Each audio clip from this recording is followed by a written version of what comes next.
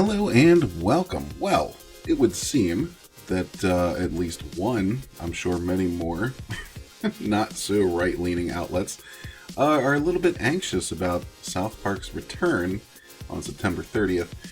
From Cracked, we have, maybe we don't need to hear from South Park right now. Maybe we don't need to hear from South Park. What would cause you to say such a thing? I, personally, always want to hear from South Park. But this fella here, J.M. McNabb, feels differently. He says, since Trey Parker and Matt Stone presumably aren't super great at developing vaccines, they've instead gone back to work on their long-running cartoon series.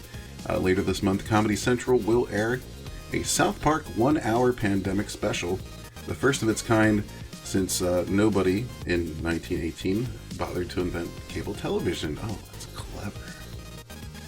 Now, personally, as I said, I can't wait for South Park to come back, especially breaking it in with a pandemic special, because I think that's just what we need right now. This fellow disagrees. He says, but do we really need the South Park guys' take on anything that's happening right now? Historically, the show's conspicuous moralizing hasn't always stood the test of time. Several of South Park's pointed satirical arguments have tactlessly bungled some of today's most pressing issues. Take police brutality. In 2015, the episode Naughty Ninjas tackled police violence following the protests in Ferguson, but mostly sidestepped the issue of race altogether for a story in which the town abolishes cops after Barb Brady accidentally shoots a kid in the arm. Yeah, I like that episode. I like it quite a bit. It's something I think everybody should watch right now in reference to today's times. You can see exactly what happens when you defund the police in this episode. The police just sit back and say, yeah, whatever, take care of it yourself. And we're seeing that a bit here and there across the country at the moment. And yeah, it's refreshing. I mean, this was back in 2015.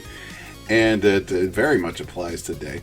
But this fella's complaining that it doesn't directly address racism. And he says that's like making the movie walk the line and omitting the character of Johnny Cash. Well, I mean, he's kind of got a point there. But, the episode still makes its point. It still gets through what it's trying to say, that we need the police. If we don't have the police, eventually people are going to come crawling back and crying and whining for the police to help them. The very same people, actually, who were moving to abolish them in the first place. Now, we're seeing that already. How many times do you see some protesters holding up traffic and, beating on vehicles, and the driver of that vehicle decides, you know what, I'm not going to die here, and just hits the gas. And what do you hear? Medic! Someone call 911! Call the police! The police you're protesting? That you want gone forever? That police? You're buffoons. Well, the exact same thing happens in this episode. I remember that episode well. And, yeah, it's very much a good commentary on exactly what's happening today. He also complains about the episode that's supposedly criticized for being transphobic. Last year's Bored Girls, and before that, Mr. Garrison's Fancy New Vagina, which equated gender confirmation surgery. Wow. I'm not even sure I've heard that one before. With a Dr. Moreau-like dolphinoplasty operation, which is horrifying, he says. Yeah, I remember that episode pretty well, too. That episode is disgusting, quite honestly. It kind of turned my stomach watching it.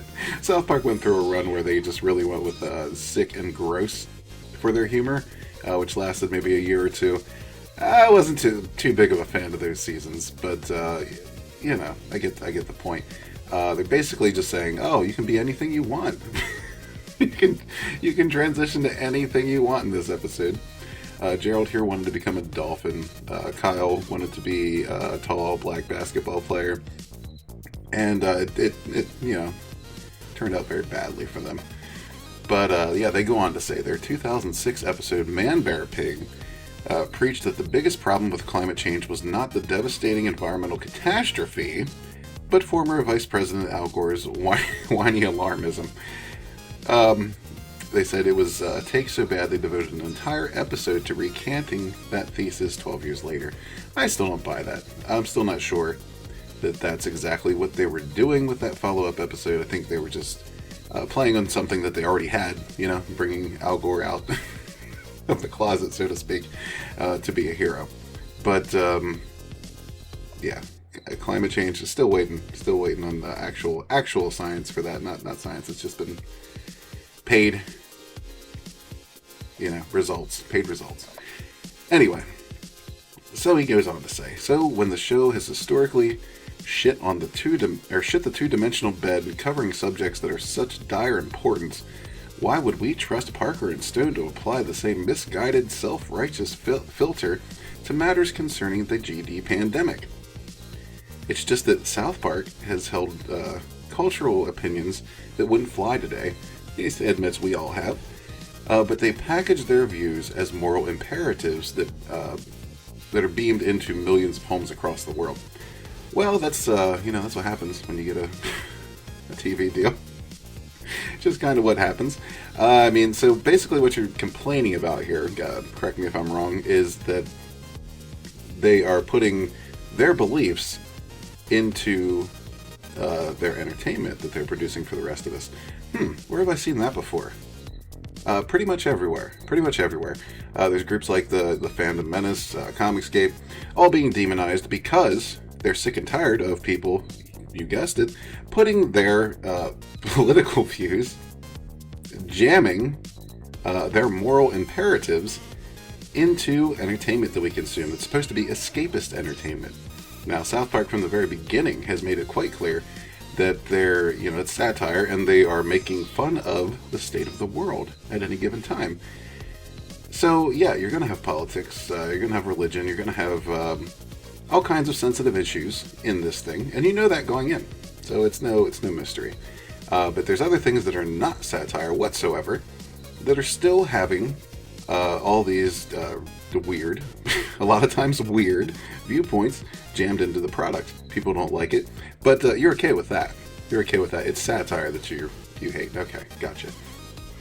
He goes on to say, in these particularly volatile times, when potentially life-saving scientific truths are being questioned, often loudly, in the aisles of Costco. Sure. South Park's brand of sardonic centrism could conceivably make things worse. Centrism. So what you're complaining about now is centrist viewpoints. So if you're not extreme, if you're not a radical, probably, I'm guessing, you're more radically left, then that's a problem. No, here's the thing. The fact is you're the problem. People like this are the problem. People who must have everything to the extreme and jam their extreme viewpoints down everyone's throats. That's the problem. We need more centrism, in my opinion. We need more people to be rational, to be willing to have conversations, and to not demonize other people simply for having a different point of view. Not treat someone as if they were Satan. When I say demonize, I don't mean say, oh, those people are idiots, those people are dopes. No, I mean, a lot of cases you have people literally calling for violence, you have people literally calling for very, very extreme measures. We don't need that. That's what we don't need. What we need right now is South Park. September 30th, I can't wait for that 1 hour pandemic special. Oh, man, that's been on my list. I've been ticking down the days, man. Can't wait. We absolutely need South Park right now.